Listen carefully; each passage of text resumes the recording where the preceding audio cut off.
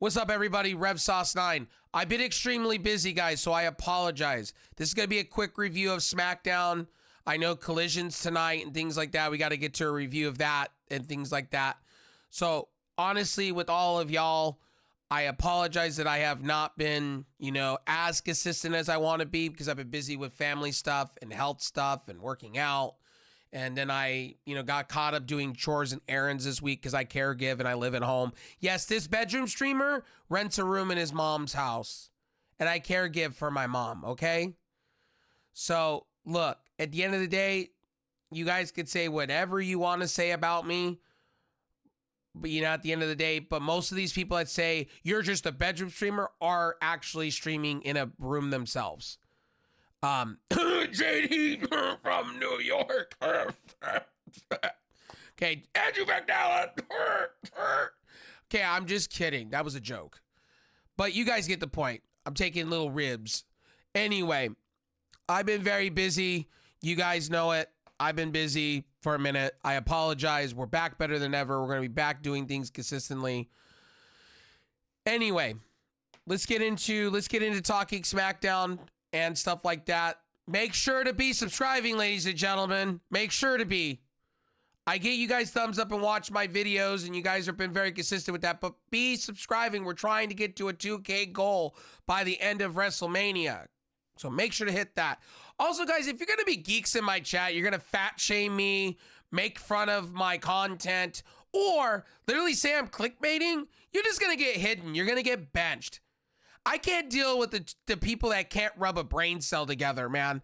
Like, some of you come into my chat and have no idea what wrestling is, how the business works, or how storylines work. Guys, it doesn't take a rocket scientist to figure out how wrestling works. It's like a soap opera show. Okay? All right? It's like General Hospital, Days of Our Life. There's a beginning, middle, and end. There's long-term booking. Figure it out. And by the way, I speak my own opinion from my own perspective. If you don't like that, go fucking fly a kite. Seriously, go fly a fucking kite. You don't have to like what I have to say here on this channel. You don't have to like me. Another thing is, I'm not trying to be JD from New York, okay? I'm me. I am Rev Sauce, okay? I've been doing this a lot longer than JD from New York, on and off. And I've been in the industry of the gaming side of things and stuff like that. So I know what I'm talking about when I talk about it. And I've been on wrestling podcasts back in the day, way before there was a JD from New York. I'm pretty legendary at what I do. And honestly, I say I'm the premier channel because I'm an upcoming premier channel. I don't have to have some fancy green screens, and I don't need to have some fancy way of talking on the goddamn mic, okay? And I don't need to tell people that you need green screens and $500 mixers and $700 microphones, okay? At the end of the day, you can get away with $100 and be fine. Like, I love how some of these wrestling channels act like they're rough and tough when they change their mic out like their underwear. Come on now. Like, 1 minute they have a Shure SM7B, then they have the Electro Voice, then they have the pod mic, then they have the fucking Wave 3, and then they have all this shit. Like, pick a mic, stick with it. Stop changing it like you're having sex with different fucking people. Come on now. It's like, damn, make your mind. Stick with it. Fuck's sakes. We all get it. You have money to burn, and you want to buy all these mics because you talk, it makes you sound different. Fuck out of here. And you don't need to have a green screen to, do the things. This bedroom streamer is making it by, no problem. Okay? Okay? Anyway, I've been busy. We may be doing a lot of quick reviews going forward because I'm going to be busy with game streaming. But you guys get the point. I'm still trying to give the best I give. Sometimes we'll go live. Sometimes we may or may not. So just keep that in mind when it comes to wrestling discussions and things like that. And I probably have a co-host coming in. I do have a show that I'm working on with somebody or a group of people. So stay tuned for that for wrestling stuff. I got a wrestling Discord coming up soon. That's also going to be based around gaming talk, things like that. So I got another Discord. I do have a main Discord, so if you want the link for that, let me know. I co-run that with my bestie Uwu, so that's for you guys. Anyway, let's get into talking about SmackDown for this week, man. Let's talk about that. The Rock showing up, Roman Reigns pointing up, Bloodline. Let's go. I thought it was okay for what it was. To be honest, acknowledge me. I like that. They're going back to what Roman Reigns was good at. I like the Bloodline stuff, honestly. LA Knight going into Drew McIntyre's face was fantastic. That sets up a feud if they want to go that way. Emma Fire and Selena Vega. Selena Vega versus Tiffany Stratton, I should say, and Emma Fire. Again, like I said before, I like that. Shotzi Blackheart being replaced on SmackDown was a good move. I thought Selena fits that role perfectly, and it puts Tiffany Stratton over. Tiffany Stratton, I did not like her entrance. Her new entrance, I don't like. WWE fucked that up hard.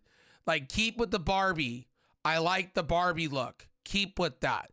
That's what makes Tiffany Stratton. I don't know why WWE keeps trying to change these NXT guys with this shitty music. Stop with the shitty music and actually give them something. Tiffany Stratton is great shit. Do not change the Barbie doll shit.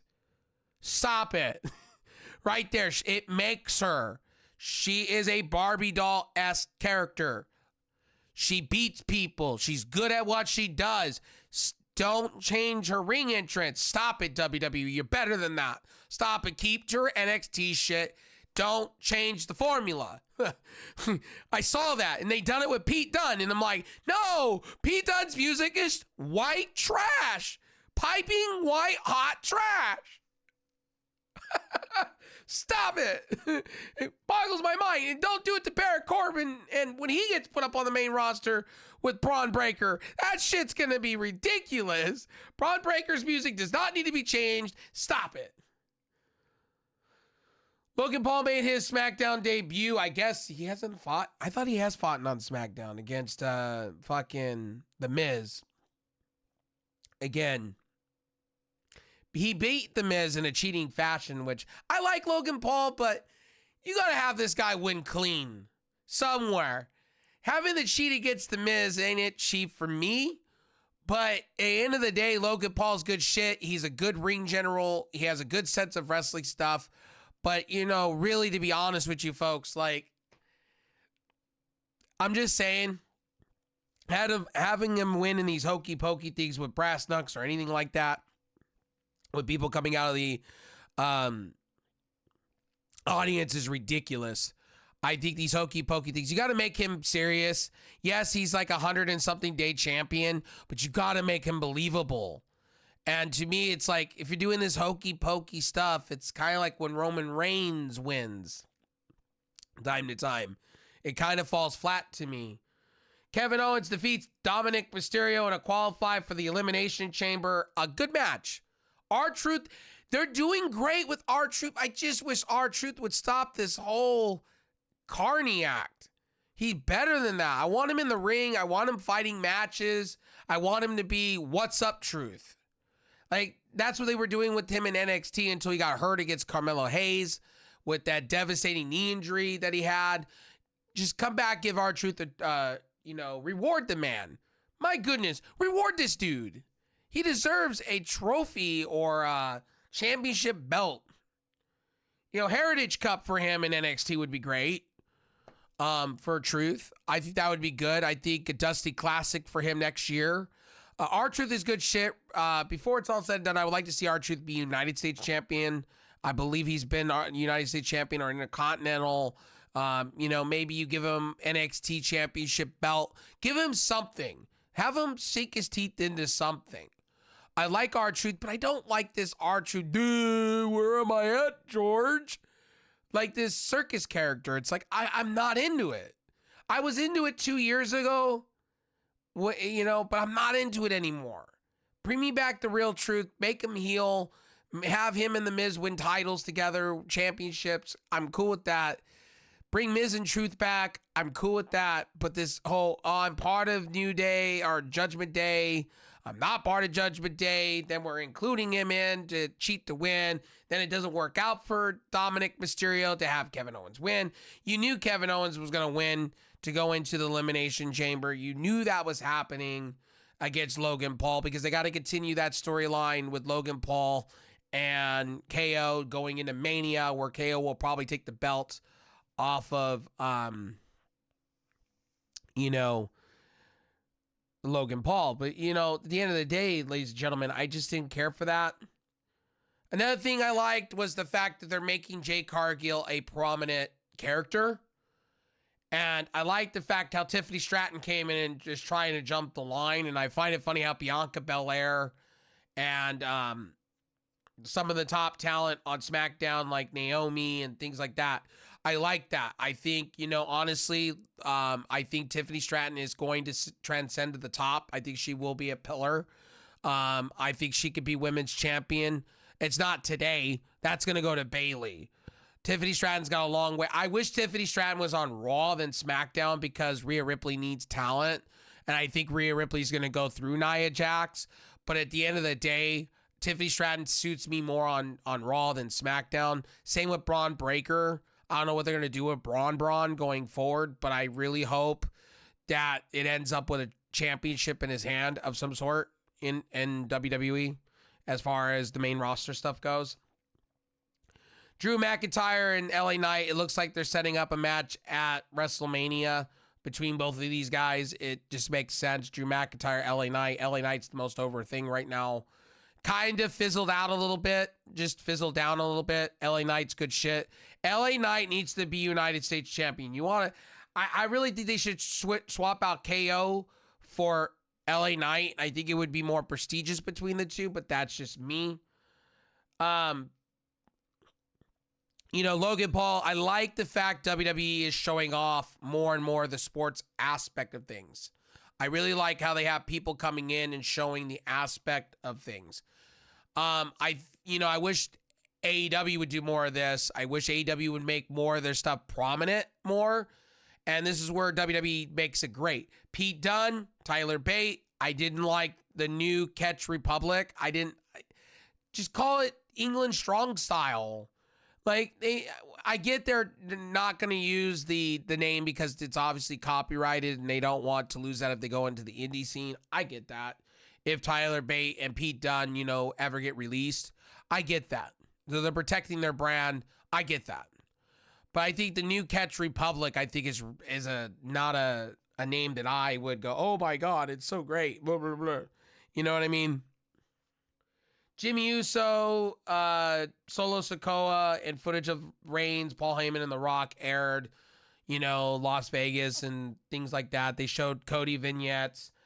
Look, at the end of the day, ladies and gentlemen, I like the Bloodline. I like it now with The Rock a little bit more. I'm assuming we're going to have a tag team match night one, and then we're going to conclude with Roman Reigns and Cody Rhodes for the championship. And Cody Rhodes possibly getting in. They're going to transcend and make a new championship belt for Cody Rhodes. Probably the Win Eagle, most likely. Or not. I heard they were going to merge both championship belts. I could see The Rock coming in and possibly extending the storyline throughout WrestleMania and beyond. I could see Rock and Roman going at each other over who's the head of the table for Bloodline all the way up to SummerSlam, leading into rematching with Cody Rhodes. I could see all that. I'm glad WWE is keeping to Cody and Roman and not really deviating from that. And I like the fact they're setting up a tag team belt, a tag team match between these two. Now, is Seth Rollins going to have to do double duty? Is he going to have the second main event of the night on night two? So, and who's that going to be against? We're going to find out real quick. I'm really hoping that we get a conclusion at Elimination Chamber. I really don't know.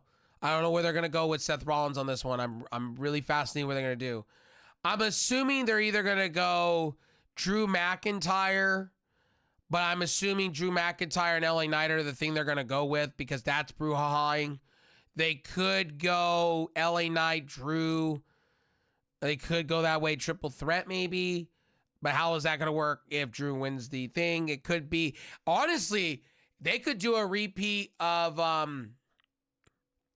they could do Randy and Seth if they wanted to. There's so many possibilities for the Elimination Chamber match. Tiffany Stratton defeats Selena Vega. I'm not surprised by that. Again, Elektra Lopez in the audience. I mean, that whole El Phantasma versus LWO is brewing. Authors of Pain, Akam and Rizard defeat a throwaway piece of talent in a squash match. Again, who cares? I mean, are you guys caring about this? AJ Styles breaking off from the OC. I'm not surprised. AJ Styles kind of channeling his inner demons and outlaw attitude, kind of like what he did in TNA with Aces and Eights. Kind of makes sense. Him turning into a bad guy, tweener kind of guy. I'm cool with that. The deception of I think the OC's on the way out. I think if you're getting the next line of releases after WrestleMania, I think the OC are on their way out. I think Mia Yim's on her way out. I think Mia Yim works better in TNA or AEW anyway, in my opinion. They have done nothing with the OC. The OC has been a bust since they've been in WWE. You want to talk about a tag team talent group of guys. Carl Anderson was winning championships in fucking New Japan and now is relegated to be jobber or doing nothing and just collecting checks. And to me, they deserve better than that. You want to talk about talent. You talk about House of Black. You talk about all the FTR. What about the Good Brothers? The Good Brothers are winning championships in New Japan, and now they're relegated to nothing. Except possibly having a feud with AJ Styles and Michin looking out of place. Misha should be released at this point. She would work great in the AEW women's roster or TNA roster. Honestly there, again, Logan Paul, I already talked about. Naomi beating Emma Fire to qualify for the Elimination Chamber. I'm not surprised. Emma Fire's upcoming talent. Again, and the group I was thinking of is the New Testament or the Testament. I like Razor and Akam as their own thing with Paul Ellering. They don't need to be part of this mega group that they have with Killer and Cross. I think this whole group could be released out of WWE. I don't really care for it. Ever since, there's a reason why literally Killer and Cross was released. There's a reason. He is not transitioned into the WWE thing very well. If he was in AEW or AAA, or I would honestly tell you New Japan, he would fit perfectly right in like a glove with his character. But this character that he's doing on WWE television has not been that great. It's not translated like it did on Black and Gold when Triple H was around. It has not. It hasn't spoken to me. And it doesn't feel the same. And I don't know about you guys, but it just doesn't feel the same. And I like Killer and Cross. I liked him as Killer Cross in TNA or Impact at the time. I liked Scarlett Bordeaux. Scarlett Bordeaux could wrestle. Why are we not having her in matches? She could be one of the leading women's talents.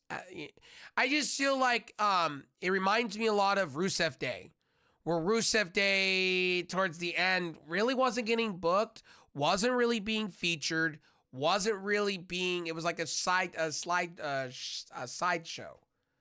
So that's just my personal opinion. But you know, again, maybe they're getting paid really good to stay in WWE. Naomi, Emma Fire, again, like I said before, the tag team, that they have with Emma Fire and what's her name, Ella Dawn or whatever, I just care less. I don't care enough. Shitsy's hurt. Chauncey's hurt. I should say Shitsy. Chauncey's hurt. Hurt herself at an NXT event. Supposedly she's going to be okay for NXT, that championship match that she's got going on. Shotzi's good stuff, but I think she's more suitable for NXT than the main roster. I've always stated that when it comes to her. So that's just my personal opinion. Bayley and Damage Control, honestly, Naomi won the last match. Naomi's good shit. It's good to see Naomi back on the up and up on WWE television. Bayley came out and Dakota Kai is basically trying to do Damage Control and deflect and weave, and Bayley wants nothing to do with it. Bayley wants to go in one-on-one and beat Io Sky for the championship. And again, Dakota Kai is literally, damage controlling.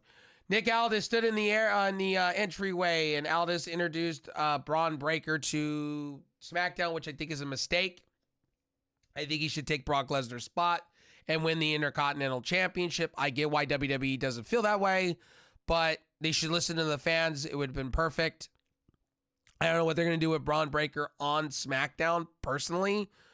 Braun Breaker's good shit, but he should be on Raw more than a SmackDown. I think this is a dirt moment when it comes to WWE. Then we get the Bloodline segment, right? So the Bloodline segment, The Rock comes out, calls everybody crybaby bitches. This is a hokey town. You fuck your wives and sleep with your wives. It 50-50 with me with The Rock. It kind of was good, kind of not was good, but it got the point across. The Rock is doing Hollywood Rock from when he was, Hollywood Rock when Hurricane Helms and everything was around. It works for The Rock. I like the fact that he's wearing hokey, pokey fucking shit, and it works for him. You know what I mean? And Roman Reigns coming out saying, acknowledge. I love that from Roman Reigns. He's not doing, we're here in your city. Woo! It's now more, acknowledge me. You know what I mean? He's getting back to his roots. Acknowledge me. The things that I really loved about Roman Reigns when he comes out. And then The Rock. I think The Rock is overshadowing Roman Reigns. I think out of it, and I said this all along, I thought Roman Reigns was going to get fucked out of this. And Seth, primarily. I think Cody and Rock are outshining what the whole grand scheme of things are. I thought, Roman was going to go down a couple pegs. The Rock was going to bring him down some, and you're seeing it, kind of. Roman Reigns is good on his own. He does not need The Rock. The Rock does not need to be in the picture. The Rock is just an extra piece. I think The Rock could have had his own match at Mania, honestly, and people still would have been happy. Do a couple people's elbows, things like that. That's why they're doing the tag team match this year. I think you're going to get Roman and Rock later down the line. I really think the Bloodline, after they take this loss at WrestleMania, the 2 losses, I really think dissension in the Bloodline is going to happen. The Rock and Roman are going to go at each other over who's at the head of the table, who's what and why. And Rock will probably put over Roman, most likely. That's what I'm thinking they're going to do sometime by SummerSlam or at one of the big PLE, probably Crown Jewel. I think they'll do that at, because Crown Jewel is their second biggest pay-per-view they go with because of the Saudi thing that they signed a big deal with. The next one would be SummerSlam. I think, Roman could win his title back at a SummerSlam. You give Cody a lot of time with that title. That's over 4 or 5 months. You could have Cody beat Roman again at SummerSlam. New title coming in, new Wind Eagle, Cody edition title could happen. You never know. But this segment, man, The Rock going after the Utah Jazz with Michael Jordan, things like that. It is what it is. At the end of the day, you can go with that, not go with that, whatever. But from my opinion on this, I like the segment, but I feel like The Rock is overshadowing Roman. I feel we need to hear more of Roman Reigns than The Rock.